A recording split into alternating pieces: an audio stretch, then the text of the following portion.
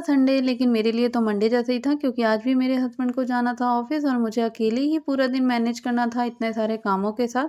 तो सबसे पहले सुबह उठ के मैंने नहा धोकर हस्बैंड के लिए बना लिया था नाश्ता। नाश्ते में बनाए थे मैंने आज उनके लिए साबूदाने वड़े और यहाँ मेरे हस्बैंड जा रहे थे ऑफ़िस, तो मेरा बेटा भी कह रहा था मुझे भी ले चलो।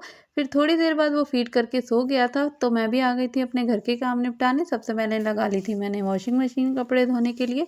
फिर रूम में आ गई थी तो समेटे सारे कपड़े, करी क्लीनिंग घर की, क्योंकि छुट्टी वाला दिन ही होता है जब मैं भागा-दौड़ी के बिना बिल्कुल अच्छे से आराम से क्लीनिंग कर पाती हूँ, अपने घर की साफ-सफाई कर पाती हूँ, क्योंकि ऑफ़िस के टाइम पे तो भागा-दौड़ी के चक्कर में मैं जल्दी-जल्दी कर लेती हूँ साफ-सफाई।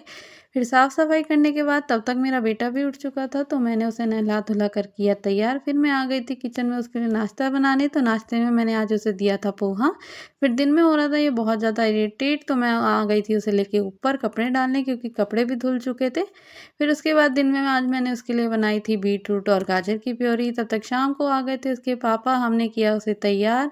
तैयार करने के बाद उसे लेकर आ गए थे पार्क उसे घुमाने के, जहाँ वो पहली बार आया था और यहाँ सारे बच्चों को खेलता हुआ देख रहा था, क्योंकि वो सारे बच्चे झूले में झूल रहे थे, खेल रहे थे, भाग रहे थे, जिन्हें वो देखकर कर रहा था एन्जॉय। और मैं भी बैठ गई थी उसको लेकर यहाँ सब कुछ दिखाने, पार्क को दिखाने, क्योंकि वो फर्स्ट टाइम आया था। और यहाँ हम उसे दिखा रहे थे फाउंटेन, जहाँ उसे देखने के बाद उसका घर आने का मन ही नहीं कर रहा था। लेकिन घर आके हमने बनाया डिनर में दाल, जो बेटे के लिए भी थी, मेरे लिए भी, और दिन को एंड किया 1 कप कॉफ़ी के साथ।